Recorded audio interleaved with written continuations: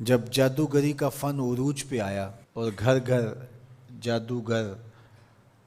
اپنے فن کا مظاہرہ کرنے لگے تو اللہ نے حضرت موسیٰ علیہ السلام کو کرشماتی عصا عطا کیا جو جادو کے فخر کو توڑ کے رکھ دیتا ہے۔ کبھی اژدہا بن جاتا ہے، کبھی ٹارچ بن جاتا ہے، کبھی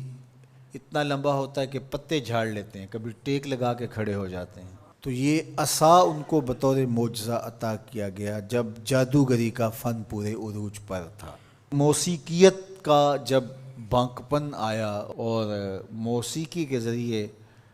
لوگوں کو مسحور کیا جانے لگا تو اللہ نے حضرت داؤد علیہ السلام کو وہ آواز کا جمال عطا کیا کہ جب وہ زبور پڑھتے تھے تو اڑتے پرندے رک جاتے تھے، ایسا حسن عطا کیا۔ لوہے کی صنعت عروج پہ آئی اور لوہے کو گرم کر کے نرم کیا جاتا، ڈھال کر کے زرہیں تلواریں بنائی جاتی، ظروف بنائے جاتے۔ تو اللہ نے حضرت داؤد علیہ السلام کو یہ معجزہ دیا کہ وہ لوہے کو ہاتھ میں لیتے موم کی طرح نرم پڑ جاتا اور جس طرح چاہتے اس کو وہ شکل دے دیتے۔ طب یونانی جب اپنے مرتبہ کمال کو پہنچتی ہے اور ہر مرض کی تشخیص، تدبیر اور علاج معالجہ دریافت کر لیا جاتا ہے، لیکن 3 امراض کا علاج طب یونانی سے نہیں ہو سکتا ہے۔ مادرزاد اندھے کی آنکھوں میں روشنی نہیں رکھ سکتے، کوڑی کے جسم کو شفا نہیں دے سکتے، تیسرا ان کے پاس موت کا علاج نہیں ہے۔ تو طب یونانی کے عروج کے زمانے میں حضرت عیسیٰ آتے ہیں تو ان تینوں مرضوں کا علاج لے کے آتے ہیں۔ مردے کو ٹھوکر مارتے ہیں، وہ اٹھ کے باتیں کرنے لگ جاتا ہے، کوڑی کے جسم پہ ہاتھ پھیرتے ہیں، اسے شفا مل جاتی ہے، نابینا کی آنکھوں پہ ہاتھ رکھتے ہیں، نور اترنے لگتا ہے۔ مصر کے کوچہ و بازار میں جب حسن والوں کے حسن کے چراغ جلنے لگے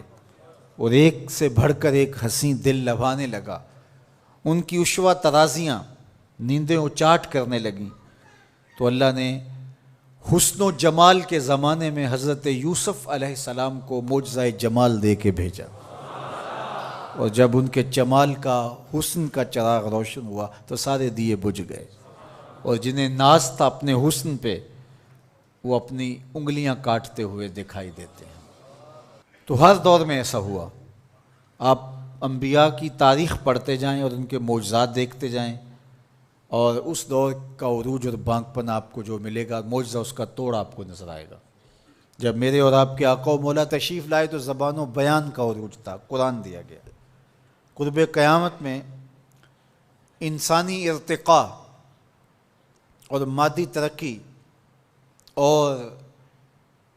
اپالو یازدم کے ذریعے چاند پر جانے کی باتیں ہونی تھی اور لوگوں نے مریخ پر جانے کی تیاریاں کرنی تھی، تو اللہ نے اپنے محبوب کو دوسرا بڑا معجزہ معراج عطا کیا کہ دنیا الٹی چھلانگیں بھی لگاتی پھرے، وہاں کسی کا خیال بھی نہیں پہنچ سکتا جہاں محمد عربی کے قدم پہنچ گئے۔ میرے امام بولے خرد سے کہہ دو کہ سر جھکا لے، خرد سے کہہ دو کہ سر جھکا لے، گماں سے گزرے گزرنے والے، یہاں خود پڑے ہیں جہت کو لالے، کوئی کیا بتائے کدھر گئے تھے، سراغ عین و متا کہاں تھا، نشان کیف و الا کہاں تھا، نہ کوئی ساتھی نہ کوئی راہی، نہ سنگ منزل نہ مرحلے تھے، کمان امکان کے جھوٹے نکتوں تم اول آخر کے پھیر میں ہو، محیط کی چال سے پوچھو کدھر سے آئے کدھر گئے تھے، وہی ہے اول وہی ہے آخر، وہی ہے ظاہر وہی ہے باطن، اسی کے جلوے اسی کو ملنے اسی سے اس کی طرف گئے تھے، کمان حیرت میں سر جھکائے عجیب چکر میں دائرے تھے، ان کی عظمتوں کی کنہ تک کون پہنچے۔ یہاں تو جبریل بھی ہاتھ باندھ کے کھڑے ہیں۔ جب جبریل نے کہا کہ حضور آگے میں نہیں جا سکتا تو کہا وہی لانے والے اب آنا آگے، جو در دوستی مخلصم یافتی، جب دوستی میں تو نے مجھے مخلص پایا ہے تو پھر راستہ کیوں چھوڑ رہا ہے؟ تو عرض گزار ہوئے اگر یک سر موئے برتر پرم، فروغ تجلی بسوزد پرم، لو دنو تو خط وطن لہ ترک تو، اس سے آگے میں بڑھ ہی نہیں سکتا، اگر ایک قدم بھی آگے بڑھوں تو جل کے راکھ ہوتا ہوں۔ تو جہاں جبریل بھی پیچھے رہ گئے، ملائک بھی پیچھے رہ گئے، کوئی فلک تے رہ یار گیا، کوئی جا سدرہ تے ہار گیا،